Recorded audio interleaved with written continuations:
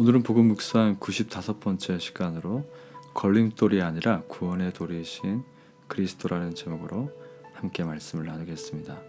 로마서 9장 33절의 말씀입니다. 기록된 바 보라 내가 걸림돌과 거치는 바위를 시온에 두노니 그를 믿는 자는 부끄러움을 당하지 아니하리라 함과 같으니라. 오늘 첫 번째로 함께 나눌 말씀의 내용은 걸림돌이 아닌 구원의 돌이신 그리스도에 대한 내용입니다. 유대인들은 율법을 하나님과 자신들의 관계를 증거하는 증거물이라고 생각했습니다. 그래서 율법을 지키는 자는 하나님의 언약 안에서 구원을 받고 율법을 어기는 자는 구원을 받지 못한다고 생각했습니다. 하지만 하나님이 처음부터 율법을 주신 것은 율법을 사람의 힘으로 지켜 구원을 받으라고 주신 것이 아닙니다.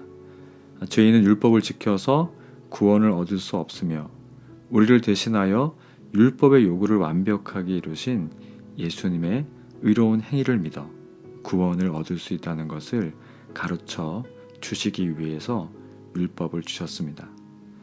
그래서 그리스도인들에게 율법은 구원의 조건이 아니라 그리스도의 의로 구원받고 하나님의 자녀가 된 우리가 하나님의 자녀로서 자원하는 마음과 기쁨으로 순종해야 하는 하나님의 통치 방법이라는 것을 알 수 있습니다.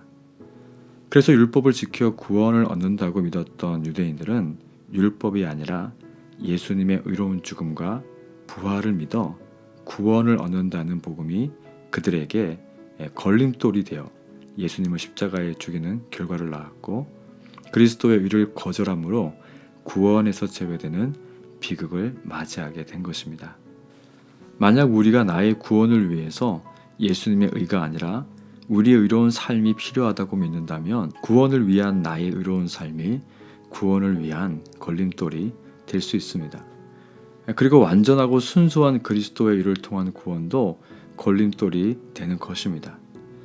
두 번째로 나눌 내용은 예수님의 의를 얻는 자는 부끄러움을 당하지 않는다는 것입니다. 예수님의 십자가의 죽음과 부활은 죄인의 인생에 있어서 완벽한 전환점이 됩니다.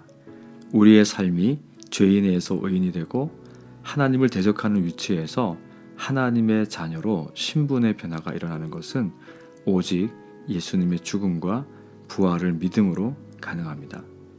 예수님의 의 외에 다른 어떤 것도 필요하지 않습니다. 그리스도의 의를 믿는 순간 하나님 아버지는 우리의 삶을 완전히 변화시키십니다. 보내신 성령님을 통해서 그리스도 안에서 얻은 구원과 구원의 완성을 확신하게 하고 구원의 완성을 향해 가는 동안 우리의 삶을 인도하시고 보호하십니다.